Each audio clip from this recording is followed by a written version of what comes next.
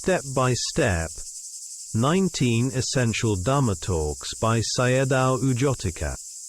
Talk 12, Knowledge of Equanimity and Jhāna. Recounting the teaching on Anapanasati. In the beginning it is helpful to practice with the eyes closed. Once one knows how to do it properly, practice with open eyes is also possible. If Anapana is practiced correctly, it can lead to insight.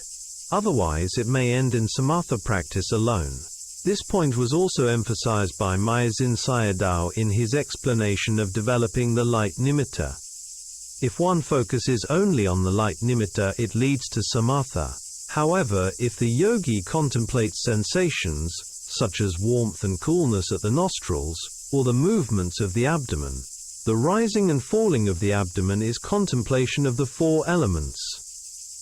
Anapana arises continuously, and the khandhas likewise rise and fall continuously. They share the same nature. To take Anapana as my contemplation is a form of wrong view, ditthi. This is because sati, virya and samadhi are not possessed by one individual alone. They are universal qualities that arise according to conditions. If practice collapses through clinging to self, this is truly a tragedy. However, a yogi can resume practice if ditthi has already been stripped away prior to the development of knowledge. In this regard, the Mogok Dhamma talks are particularly helpful. Each time the in-breath exists, there is arising. When it no longer exists, there is vanishing. The same applies to the out-breath. There is no need to label or name it. Knowing it is sufficient. If no object arises from the six sense doors, the yogi should contemplate the rising and falling of the in and out breaths. Otherwise the practice will revert to samatha. There are two modes of contemplation. Contemplating objects arising from the six sense doors, relying on sati. Relying on samadhi by attentively collecting and stabilizing the mind on an object. Some ask whether, when pain is present and a sound is heard, one should turn to contemplate the sound instead. The answer is yes, if hearing is more distinctive at that moment. This is not a matter of searching for an object.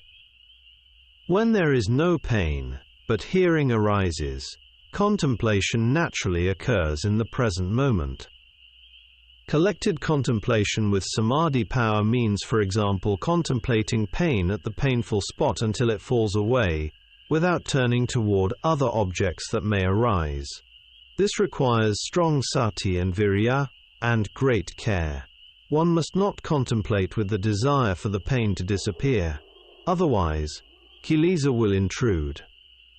When samadhi is collected upon non-sameness objects, that is, changing phenomena such as pain, the yogi discerns their rising and falling. Pain does not arise as a single mass, but as a series of aching blips, moment by moment. At first, anicca is seen only inclusively, not yet with sharp distinction. As jnana develops, the yogi begins to see dissolutions clearly and precisely, and insight becomes far clearer than before. This continues into the subsequent stages of insight knowledge. At the time when desire for deliverance arises, the arisings begin to appear similar in nature. Rising and falling seem equal. Pain appears as 1, 2, thoughts as 1, 2, and so forth. Here, each arising phenomenon clearly displays the process of arising and vanishing. Previously, contemplation required time, but now, the lifespan of anicca becomes equalized.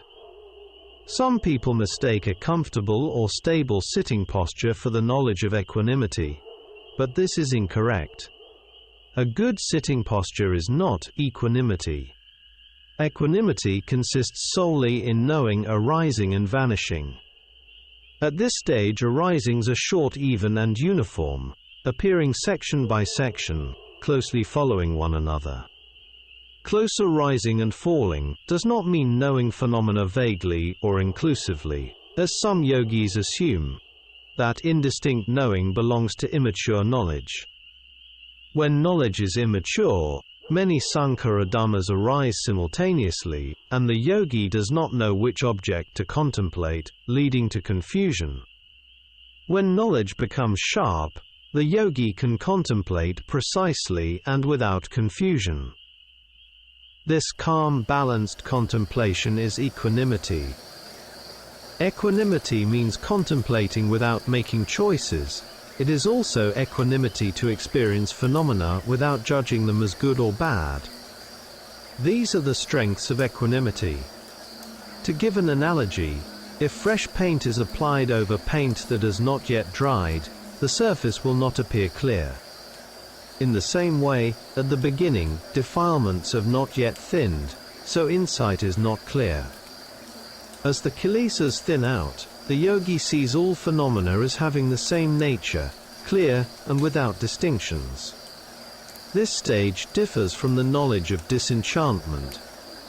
There, rising and falling are equal, but the field of contemplation is broader, and thoughts can still arise between objects, similar to what occurs in the jhana process. At this time gooseflesh may arise, and happiness may also appear. With each contemplation the mind feels cool and refreshed. If such factors arise at this stage, they are to be understood as factors of enlightenment, not as corruptions of insight. These are not the same kinds of rapture piti as those experienced at the beginning when seeing anicca.